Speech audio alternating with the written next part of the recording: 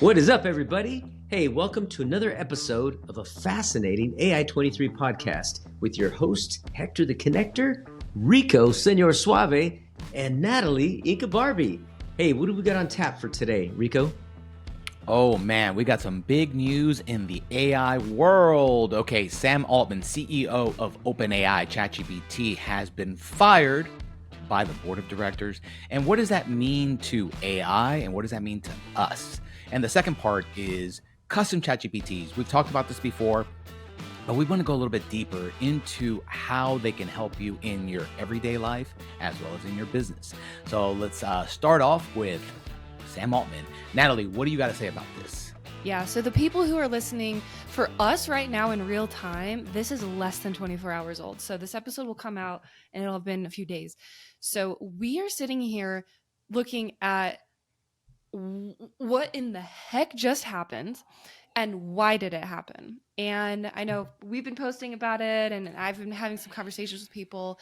And a friend of mine posted an article from Forbes today saying, here's some research. And, they dug into who the board members are that fired him. And it's really vague right now why he was let go. They said, I can't remember the exact quote, but it was like there was inconsistent communications and he wasn't candid with the board.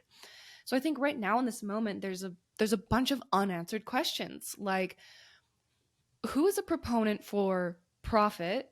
Who is a proponent for AI safety? And well, I think before we go that, Natalee, I think we need to slow down. Before we go into that, I think we need to give context on who Sam Altman is, because I don't think everyone knows exactly who this person is, what he's done, and why this is such big news. Because yes, he is a CEO of OpenAI and ChatGPT, and we're all using it, but it's bigger than just that. Yes. Where does he come from? Yeah, well, and I think there's just so many questions that are starting to be asked now because I was telling you guys, there's no reason for me to really know much about Sam Altman, even though he is the CEO of the #1 AI company in the world and how disruptive AI is in our own worlds. Yeah, he's the face. He is the face. He's the face of AI. He's not just the face of OpenAI. He's the face of AI. He's spoken to Congress. He's connected to people like Elon Musk, Microsoft. I mean, the guy is big. Yeah. And he's also one of the partners, or was one of the partners, of Y Combinator. So if you don't know what that is a huge accelerator out of Silicon Valley that has brought up companies like Airbnb, Stripe, Dropbox. They are massive when it comes to technology. So this guy is extremely connected. Yes. And he didn't just start this. He's been doing this. This isn't his first rodeo or his second rodeo. It's probably his 5th rodeo. But anyhow, he's actually pretty young. He's 38. Yeah, 38. Right, and he's achieved so much. And OpenAI isn't brand new. It's brand new to the world as we see it, as we know it. But he's been working on this way back when. He's been an overnight success in, 9 years or 10 years, something like that. Yeah. He's been busting it. Yeah. And so right now we're getting our information off of Wikipedia, and Wikipedia does have some links to where they got their information from. But when he was 19, he co-founded a social networking mobile app, raised over $30 million in venture capital. In 2015 is when he left Y Combinator. He left in March, and then by the summer, he had helped them raise $1 billion from Microsoft. Wow, that's crazy. Didn't he get investment from Musk as well? Yeah. And insane. For context, OpenAI is the company that runs ChatGPT. It's a nonprofit. It's structured as a nonprofit. Yeah. Which I think in itself is an interesting. There's that's interesting too. I mean, they got to make money, so they're a nonprofit, but they have to make profit in order to pay their board and to pay the CEO a very, very nice salary so they can run a very robust company. Yeah. Yeah. I think it's cool. He was the CEO of Reddit for 8 days. Reddit is a... That's a fun fact. A little over a week. Depending on who you are, Reddit is either you know it or you don't know it, I feel like. But... perhaps his 8-day record is that a foreshadowing of this getting fired? I think there's questions where Okay, so is Sam Altman a bad guy? Is he a good guy and the board is a bad guy? I mean, those are kind of like some, just Whoa, that's some rough good. questions of like, Yeah, that's true. But going to the board, who is on that board of OpenAI? yeah. So there's we'll probably put this in the show notes, but there's a Forbes article that went and did some research. Now, this is literally like less than 24 hours Oh old. yeah, yeah, So, as I've been looking through it, just from a high level, there are people who have started AI related businesses. They have been involved with making sure that AI has, so for example, there's the Asilomar AI Principles. It's a set of 23 AI governance principles. They were published in 2017. And one of the board members was a signer of that, right? And so when you start to dig into it, you're like, okay, so these people have some connection with like Jeffrey Hinton, who is known as like the godfather of AI, and this, the 23 principles of keeping us safe. And so it's like, all right, as I'm personally reading through this, I'm thinking these board members seem like they are pro safety, pro rolling AI out responsibly. So is it Sam Altman who is pushing features and products and profitability? And that's what made them pump the brakes? yeah. Who knows? I don't We know. don't know. This is like a telenovela, but for Silicon Valley. Woo! I want to know more. And this is crazy because you guys just texted me yesterday, like, dude, check it out. He got fired yesterday. Late breaking Yeah. news. I'm like, all right. I was on set, and Is that real became news the or big fake topic. news? Yeah. And so for me, I think, we may not be able to tell our listeners everything that's going on, but what I think we can do is give you an insight into how we're thinking about this news, because now this creates relevance for me of, well, hold on. Am I okay as a citizen of the world with the people who are running this company that has the most influential technology, period? But they're just, so you got to think about this. They are just a consumer facing product. There is so much more AI that is not open to us. And I'm talking stuff that's governmental. I'm technology that is watching everything you do, tracking what you're texting without even hacking your phone. Like there's so much intelligence out there. And I heard about this because on set with one of our people that I was working with, they were talking about how they can geo track the area that we're filming. Because if you sign an NDA, you can't speak about certain things. They know if you spoke because they know the area and they're tracking everything. I was like, wait, you mean how is that legal? You mean they're like there are ways. Yes, they're tracking everything in that geo fence of where you're filming. There's top secret stuff out there, and you got to protect it. So there's a lot of stuff that we don't know. So we just know about these guys because they're the ones that we're using. Yeah, but that's a really good point. I hadn't thought about it like that. They really are this like consumer facing, very public tool that we can use. Yet I've been driving a Tesla for a couple of years, and that's all AI. That's an AI company. Like we've all been using Netflix for however long, and that suggestions, that's all AI technically. Yeah. So we don't read the terms and conditions when we grab our phone. We just click, click, click. How fast can we get this phone to work? Hurry up. Update. Yeah, exactly. We're being tracked every single place we've ever been. I think for like 8 years of if you have an iPhone or any mobile phone, you're just tracked everywhere. Yeah. So, So yeah, this is very interesting because where are we going? I can talk about it from my industry. You guys know that the SAG contract, the strike is halted and stopped because there has been a new contract. Now the union, the actors union, has to vote, and I'm not as active as my wife when it comes to the union stuff and voting, so she usually fills me in because I also produce and direct, so I'm in a different world. But as far as the actors, what she's telling me is they're being told by union members in the highest positions to vote yes, just go for this. Yet there is no protection for the everyday actor when it comes to AI, meaning these contracts are right now written in a way where if a production company wants to use your likeness, they can digitally create you with AI and use you forever inside of that IP. I'm not sure about the compensation. I'm not sure if you even got a say in it. And what that does is it hurts the everyday actor, because now the only Sure. celebrities are going to be the ones that people are going to hire. Well, I can use your likeness. So let's say, Hector, you're the superstar, you're on a TV show. I want to work with you, but I can't afford you physically, but I can Yeah. afford your AI replica. Right. And I At a put you in my fraction of the movie cost. Gosh, that's at a fraction of the weird. cost. So now you're doing 30 movies at the same time with only one really being you.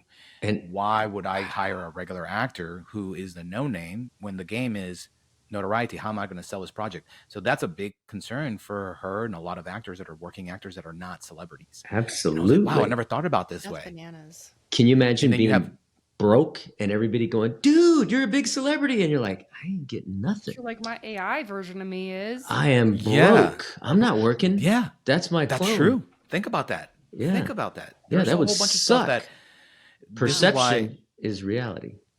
There is no reality. There are some big talks on AI. I mean, I know we've talked about it probably taking jobs. Yes, it's going to take jobs. How? We're still not sure. And there's going to be new jobs being built. But it really is getting scary if you think about, wait, it can take these jobs and then there is no replacement. Yeah. Yes, What is the replacement for this? Yes, and there, we've kind of talked about this before too, where there's always going to be a human that needs to oversee. But it's like, so if you need one human for every 100 AIs or 1,000 or who knows, like, and you're replacing 100 humans, like, the work, like, is the work shrinking? Or are there going to be new industries that open up? And it's like, well, actually, it's, and it's fascinating. It's fascinating because this is all thought experiments. We're just kind of thinking this out loud.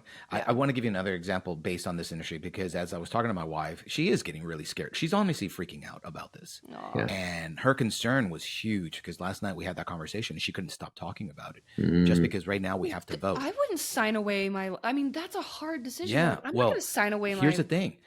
This is why you have to know who your leadership is. This is why when we're talking about this board of directors, who are they? Well, the board of directors for SAG, a lot of them are these working actors that have hit shows, and they've been threatened. This is, again, speculation that my wife has heard too. They've been threatened by the AMPT, which is the producers union, or the studios, that, okay, if you don't vote yes now, we're going to cancel this show and you're done. We're done with this season of whatever. And no more seasons of that. Yeah. So now it seems like their agenda is to protect their own butts. So like, yeah, everyone votes yes. So they can still keep their show, but that impacts everyone else because they're becoming selfish.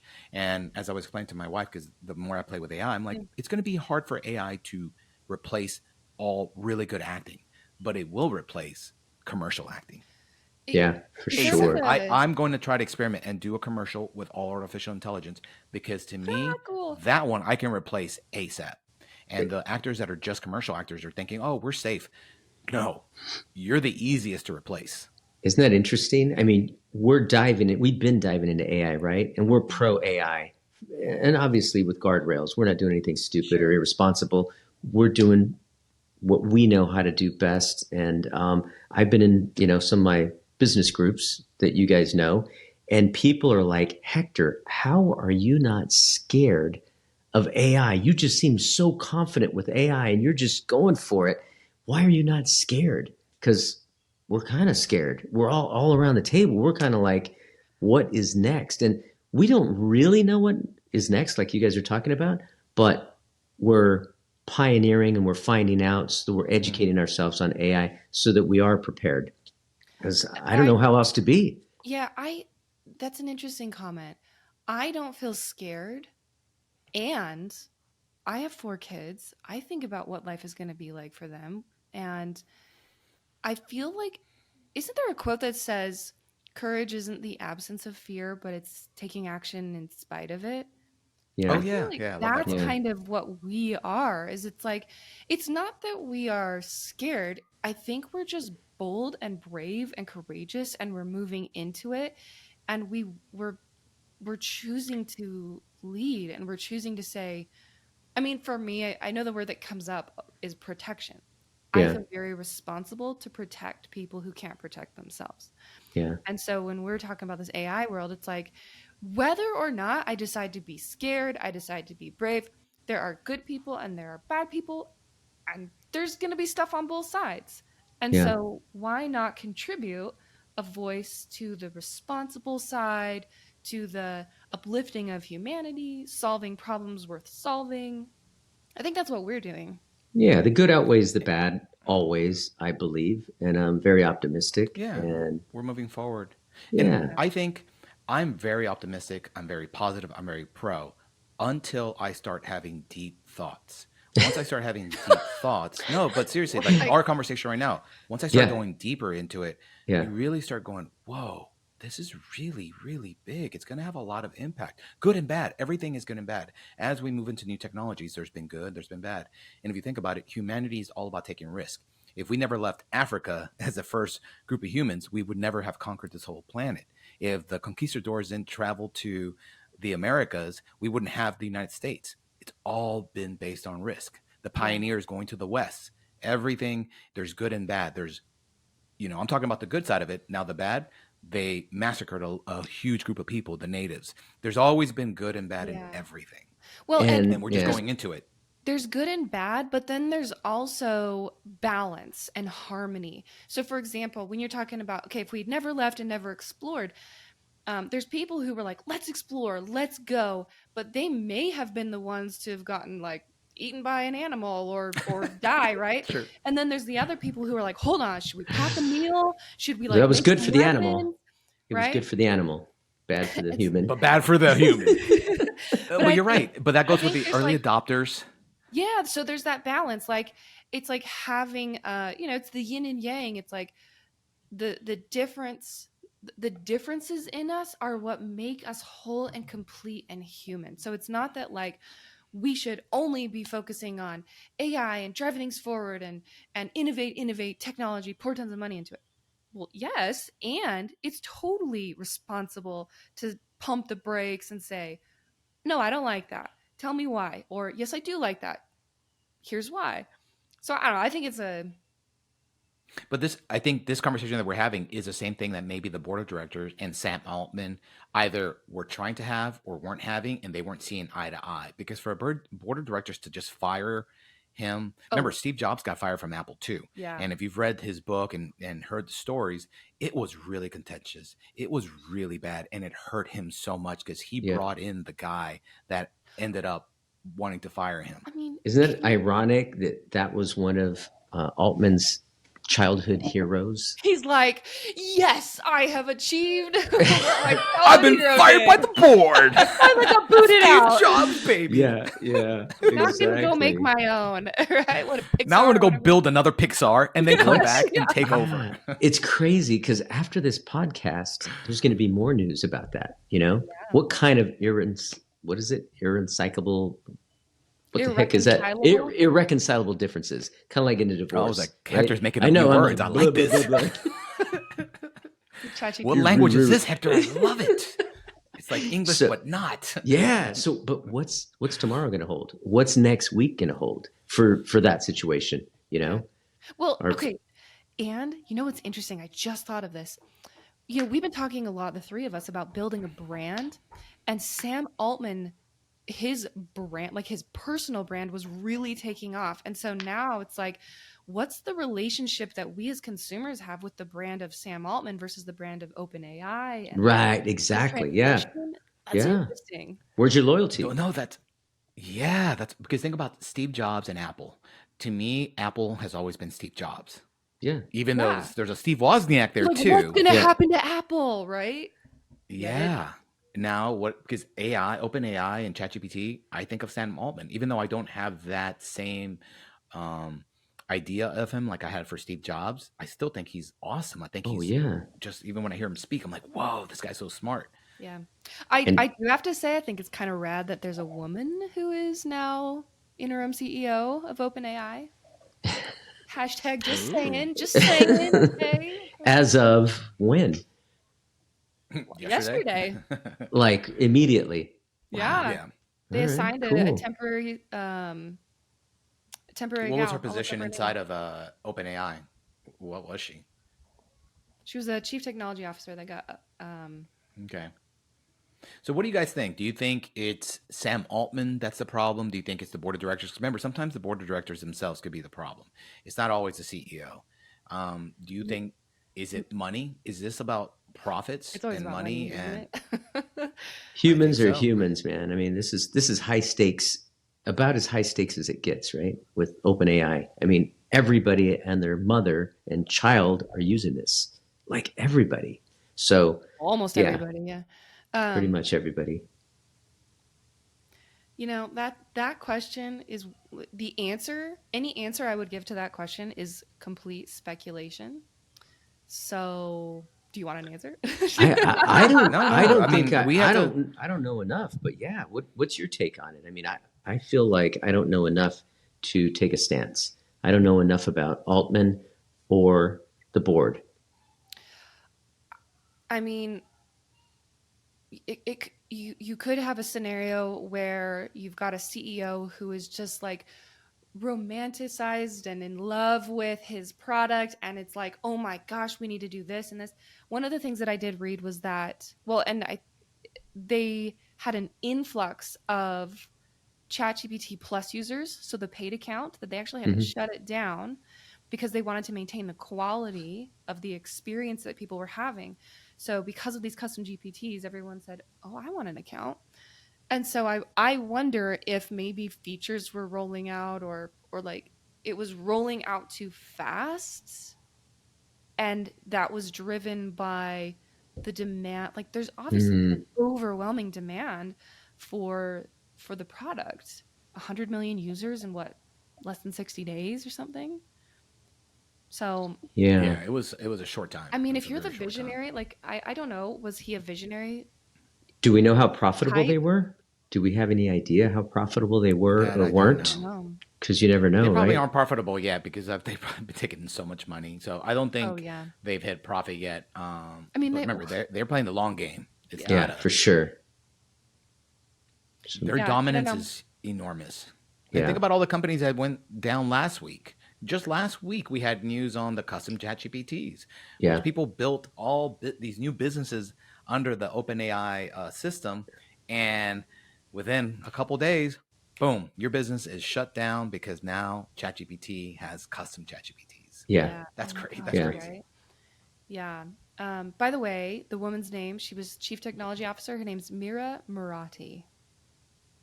So she's Shout outs Cool. to Mira. go girl. Yeah. You want to be Let's on the go, girl. podcast? Get Come it. on, let's do it. Um, but I think Very, that's a very great fascinating. segue though into what we want to talk about next, which is these custom GPTs. It's Yeah. it's incredible. Like one of the things that Inca Barbie, you're the one in our group that's using it more. So you need to kind of let's break do it down for this. us and show us and tell us everything that you're doing with these custom ChatGPTs and what you think how people can utilize it best in their business and just in life. Oh, Yeah. yeah. In general, how does the average person use it? You know, how Yeah. familiar are they with it? Because all this is so brand new. And like, this I is know. one of your massive gifts that you have. Yeah. Well, the first thing that I want to say is to anyone who's thinking about using a custom GPT and you're wondering, can it do this? The answer 99% of the time is going to be yes. It's interesting how so many of the questions I get are, can it do this for me? And I'm like, ask it. And it's amazing what, if you actually just conversationally talk to it, it's like, yeah, let's do this. Here's how. And you sometimes have to think, you sometimes hit obstacles and you got to work around it. But there's a couple examples of pre-built GPTs that OpenAI has that I thought were cool and just kind of eclectic, that would give our audience an idea of like, oh, I can do that. So one is a laundry helper. We all have to do laundry. And it's like, How does okay, that so, work? yeah, so you Laundry just go in helper? and you're like, hey, I got a lipstick stain on my silk shirt. How am I supposed to get this out? Right? Or, oh my gosh, grass stains. Or, anything that like any everyday person is going to say, how do I get this out? That happens to me So all it just the time. becomes easier than just Googling it. So Yeah. instead of Googling it, you just ChatGPT it. You just And chat. hopefully it doesn't hallucinate and give you the wrong thing and jack your silk I'm pretty blouse. sure it's like guaranteed to hallucinate. Pour some vodka into your laundry detergent. You're like, sweet. Wait, where? Where am I? One shot for you, one shot for me. Yeah, right. So, but even just something something as random as like laundry. Okay, cool.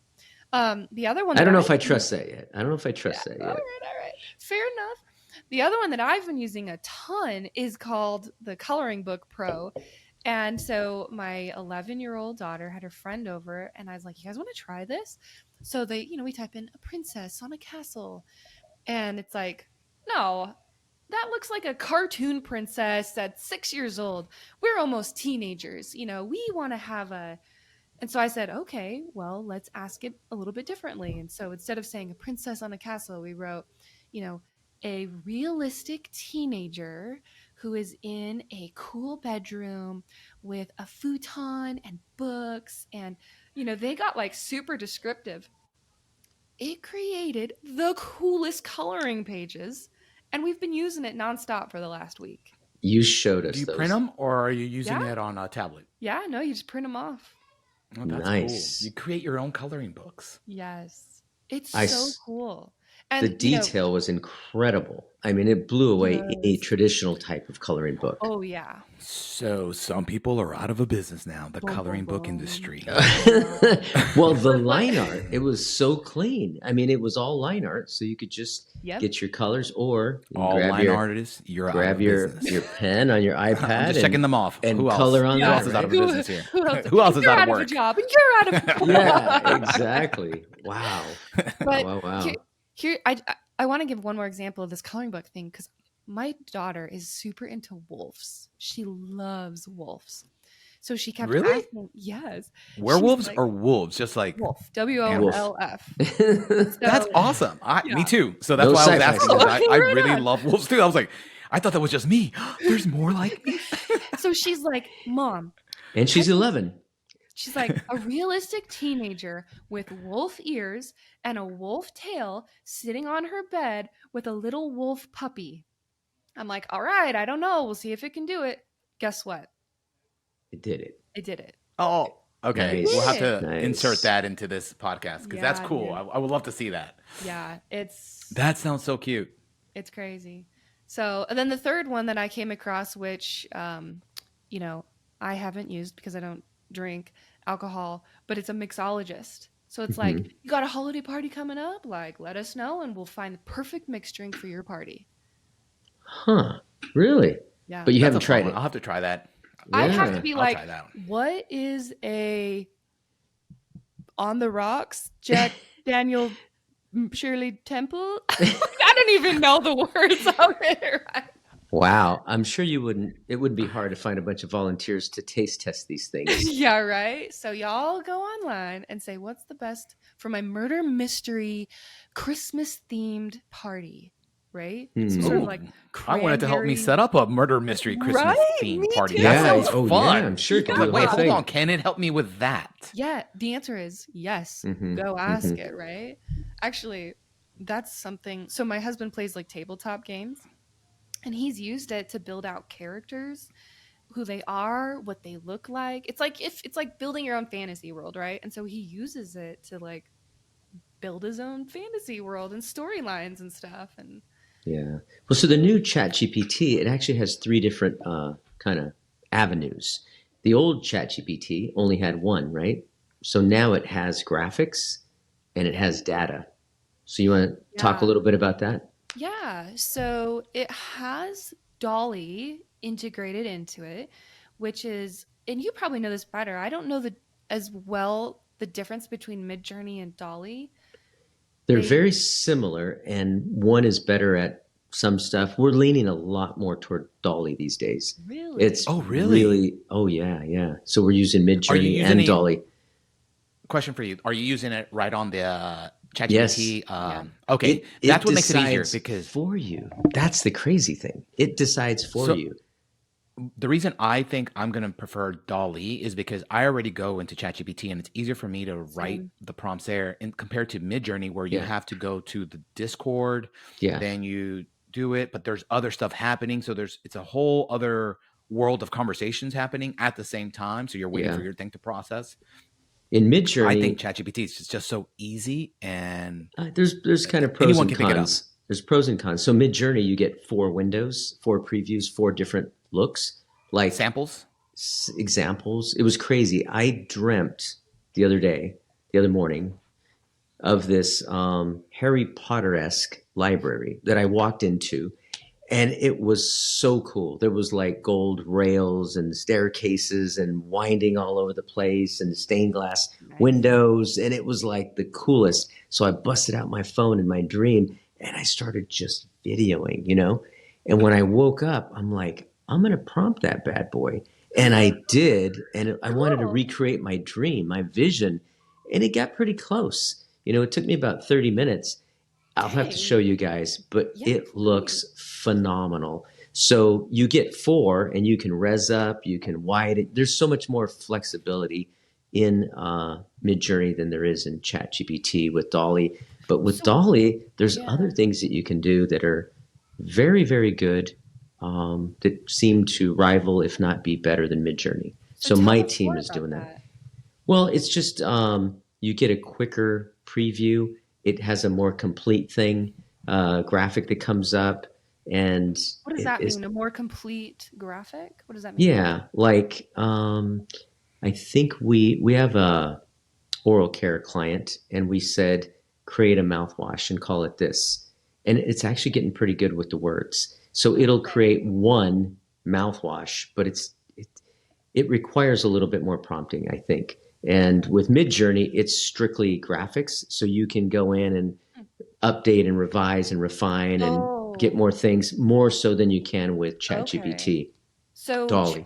The DALL-E one, you're saying if you wanted to actually write something like text, DALL-E would be better than MidJourney for that. Yes. Okay. DALL-E actually will get most of the text down pretty good. Yeah. Oh, that's doesn't cool. get it all. Oh my gosh. Okay, so there are custom ChatGPTs I've seen people make where it's like, write me a social media post, and you could put in the topic or whatever, but it will also generate a potential image for you. Yeah. So it's crazy. You can like layer on these things inside these custom GPTs to say, give me 3. So let's say you're going to write an email. Give me 3 subject line examples. Write the email, give me a image that you would recommend that I put at the top of this email, right? And you can like create this cool structured output. It blows my mind. It's so cool. It is. It's content, graphics, and data. It'll tell you how effective it should be. Yeah, so powerful. It's going to help you think about what it can do. It can be your social media manager. It can be your COO. It could be, you can have these custom ChatGPTs to do certain types of duties. Yes. You just have to build that relationship, man. You got to keep going and going and going so that you have to be very clear and articulate in kind of and putting in the prompt and the description. And not only that, because of Zapier, you can now connect it to other softwares and other platforms and do actual tasks to get done. Yeah, that's the crazy part. I mean, we're starting to see AI move into that world of, for sure. it's going to, so remember going back to that one podcast that we all heard where it was Tom Billion, those 2 other guys talking about the future. And with AI, you will see the first billion-dollar company run by three people. Yeah. The rest of the team is all AI. Oh, Look on camera right now. There's 3 of us. One of us is AI. Which one? Oh my gosh, we should do that one episode. I think or at least for a segment of an episode. I think one of the things with all AI, and I think it's like us as professionals in our careers, is never settling. So we get one thing that happens, one cool thing, one cool graphic, one cool whatever headline or piece of content. No, we're not settling. We're going to dig further. We're going to have a circular relationship with our AI. And so we're going to, it's about us making it much better than the competition. Pioneers don't settle. They trailblaze, There you go. Baby. There you go. That's it. Until they get eaten by an animal. We drove through Donner Pass last night. I was like, oh. No. You drove through what? Through Donner Pass. What's Donner? Party of 5? Never heard of that? And it was at night? Yes, it was at night. Yeah, so that was kind of put a chill down your spine. Yeah, we got out to go use the like at a rest stop, and I was like, all right, kids, let's just go real fast. But yeah, there's so much to unpack about these AIs. And I think the thing that I would encourage people to do is test. Get out there, play with it, try it, test it out. And tell us what's working, what's not working. Because Yeah. honestly, that's what yeah. we're doing. We just have to build a community. Don't keep secrets. We all got to share. Yeah. We got to help each other Yeah. and build it. One of the things that we're going to be doing is also sharing how we're building this podcast. We're going to be building an AI producer.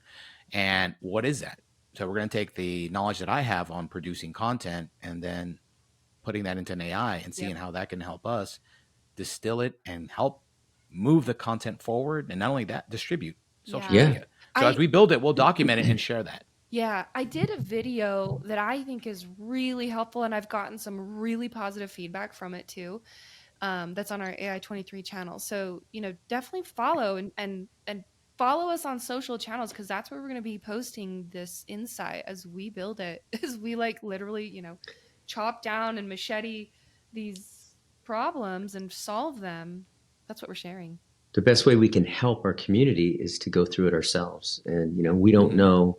I mean, there's something new. There's actually several things coming in and out every single day. Like, we're getting bombarded. So we're doing trial and error. We're trying to find out the best ways to help our own businesses and fortify them, as well And we'll make mistakes along the way. Absolutely. But we're learning. Yeah. That's the goal here. It's to learn and have fun. Yeah, and definitely.